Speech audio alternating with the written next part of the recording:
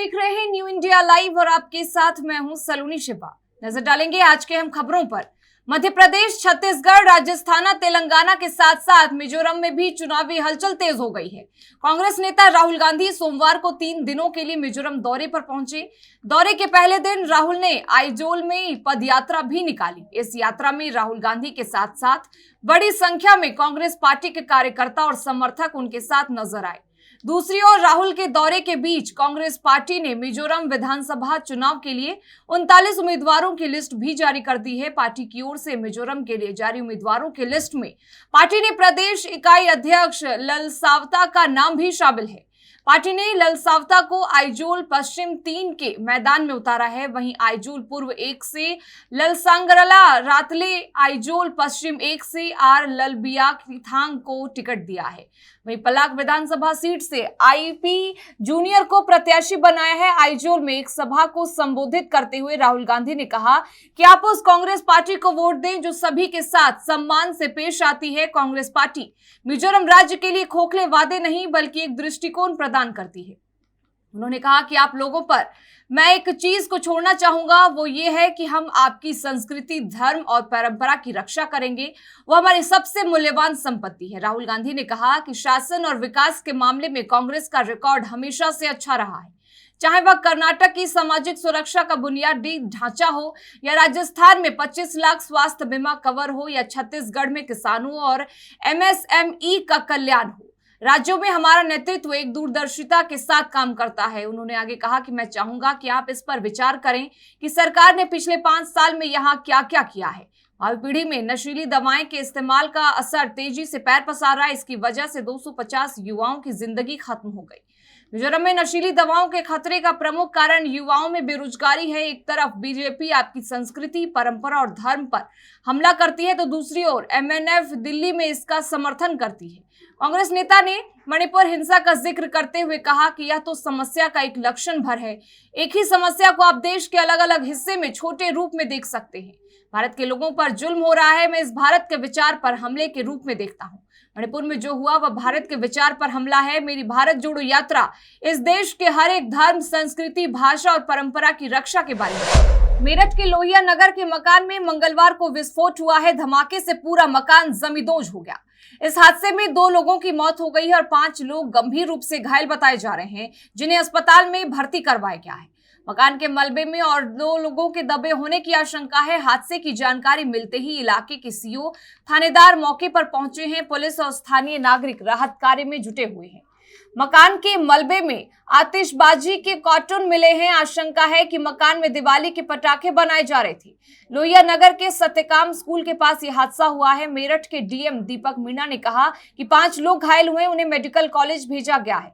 हमारी टीम मलबे को हटा रही है और तलाशी अभियान जारी है।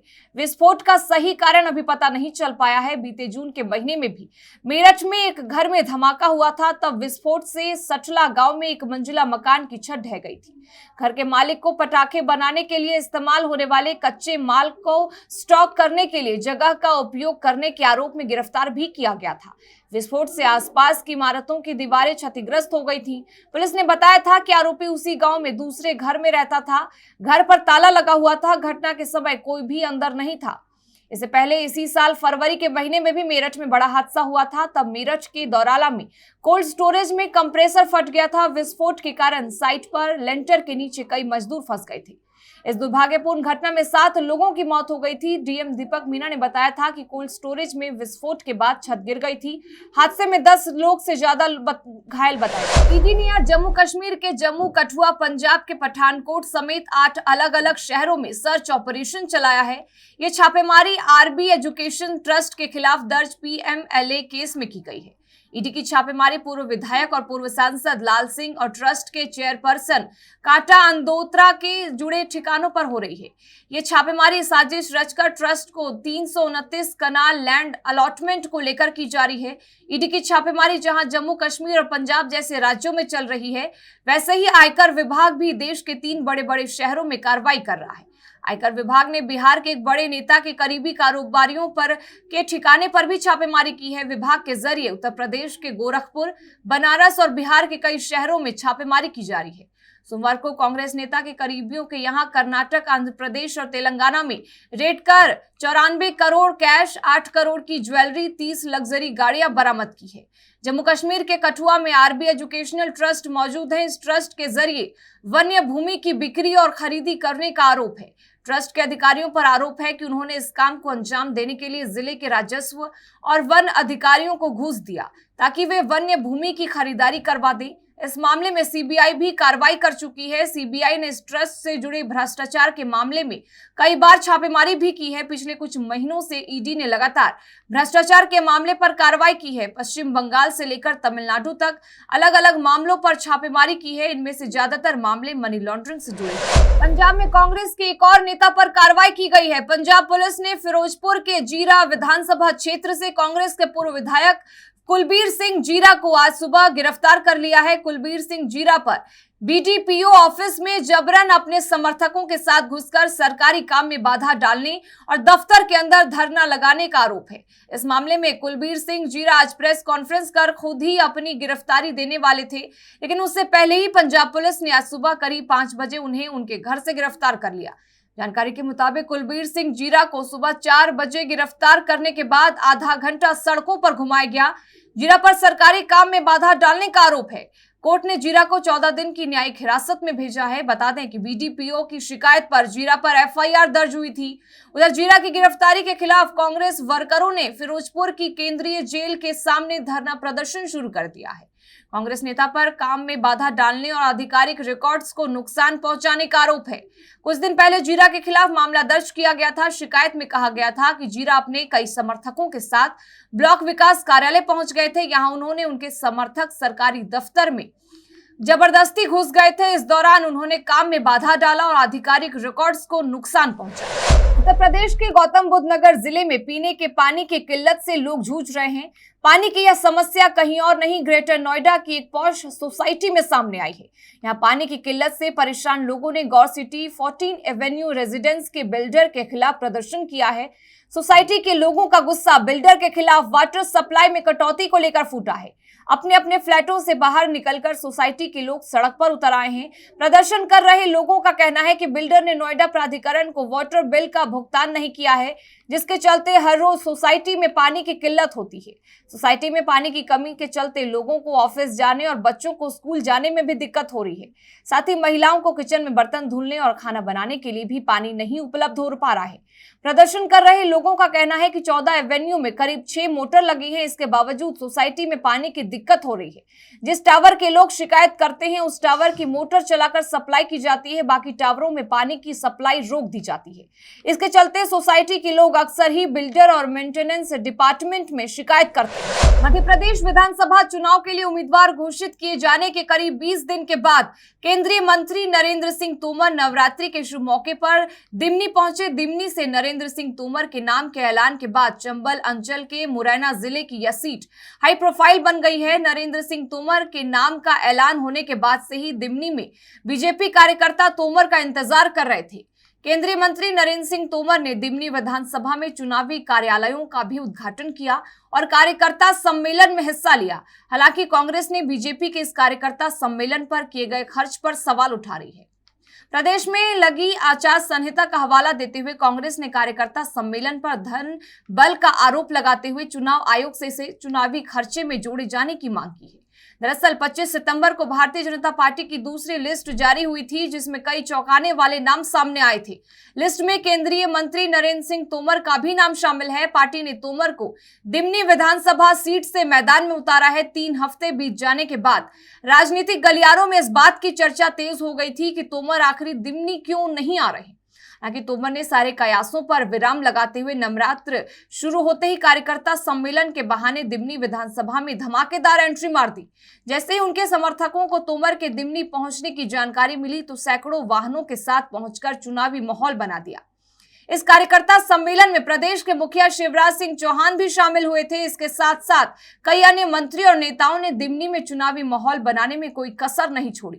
दिमनी विधानसभा में पहली बार पहुंचे केंद्रीय मंत्री नरेंद्र सिंह तोमर ने माता के चरणों में आशीर्वाद लेकर चुनावी प्रचार का आगाज कर दिया है। कांग्रेस का कहना है कि केंद्रीय मंत्री विधानसभा क्षेत्र की जनता से डरे हुए हैं, क्योंकि उन्होंने जो वादे जनता से किए उसे पूरा नहीं कर पाए हैं। ऐसे में वो कार्यकर्ताओं के जरिए अपना दलबल दिखा रहे हैं। हालांकि केंद्रीय मंत्री नरेंद्र सिंह तोमर की इस एंट्री ने दिमनी विधानसभा में यह बड़ा संदेश जरूर दे दिया है कि इस बार का चुनाव अन्य दलों के लिए आसान नहीं होगा और वह यह सीट किसी भी हाल में बीजेपी के हाथ से नहीं जाने। दिल्ली के मुख्यमंत्री अरविंद केजरीवाल ने चाइल्ड वेलफेयर कमेटी के अध्यक्ष को बर्खास्त करने के प्रस्ताव को अपनी मंजूरी दे दी है।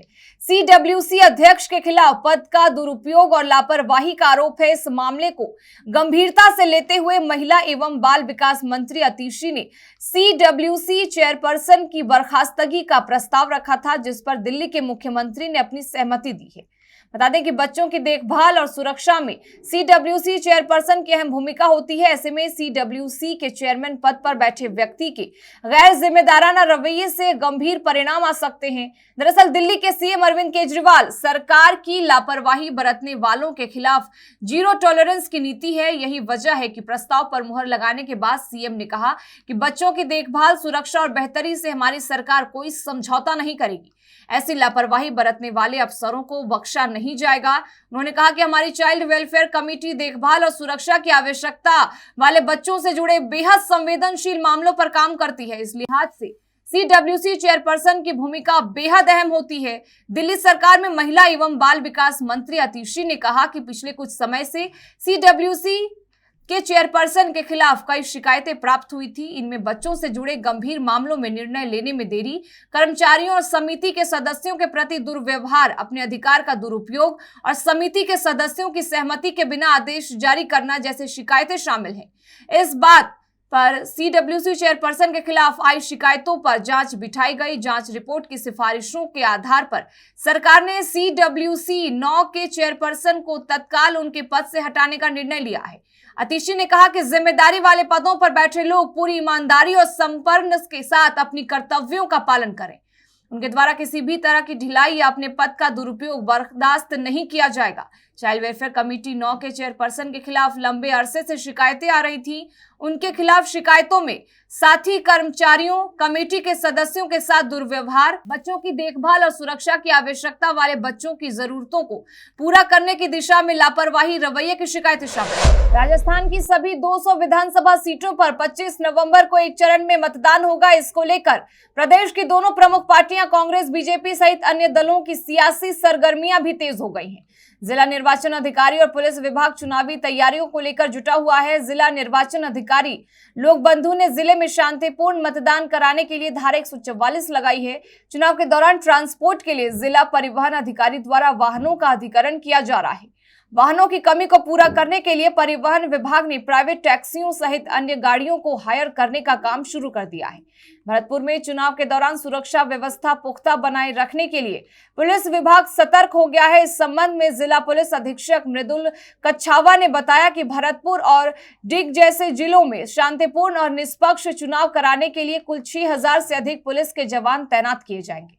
जिला पुलिस अधीक्षक मृदुल कच्छावा ने बताया कि भारत निर्वाचन आयोग के निर्देशानुसार जिला भरतपुर में आगामी विधानसभा चुनाव के मद्देनजर लगभग 30,000 से ज्यादा व्यक्तियों को पाबंद किया गया है। ऐसे लोगों के खिलाफ निरोधात्मक कार्रवाई की गई है। उन्होंने आगे बताया कि ये लोग चुनाव के दौरान लोगों में डर पैदा कर सकते हैं और निष्पक्ष मतदान की प्रक्रिया में बाधा उत्पन्न कर सकते हैं। इस तरह के 3000 से अधिक लोगों को पाबंद किया गया है। जिला पुलिस अधीक्षक मृदुल कच्छाव के मुताबिक बड़ी संख्या में पुलिस फोर्स तैनात करना और आपराधिक प्रवृत्ति के लोगों को पाबंद करने का उद्देश्य आमजन और मतदाताओं में सुरक्षा की भावना पैदा करना है, जिससे मतदाता भयमुक्त और निष्पक्ष ढंग से अपने मतों का प्रयोग कर सके। भरतपुर जिले में कुल 7 विधानसभा सीटें हैं। सियासी एतबार से भरतपुर की सभी सीटें अहम मानी जाती हैं। बीएसपी ने भरतपुर जिले की 2 और डिग जिले की 2 विधानसभा सीटों पर उम्मीदवारों के नामों का ऐलान कर दिया है। राजस्थान में मुख्य विपक्षी और वापसी की कोशिश में जुटी बीजेपी ने भी भरतपुर और डिग जैसे जिलों की एक सीट पर प्रत्याशी की घोषणा की है। प्रदेश में सत्तासीन कांग्रेस इस मामले में पीछे है। और उसने अभी तक यहाँ की किसी भी सीट पर प्रत्याशी नहीं घोषित किया। इसके साथ फिलहाल इस बुलेटिन में बस इतना ही, लेकिन तमाम खबरों के लिए बने रहें हमारे साथ और देखते रहें न्यू इंडिया लाइव।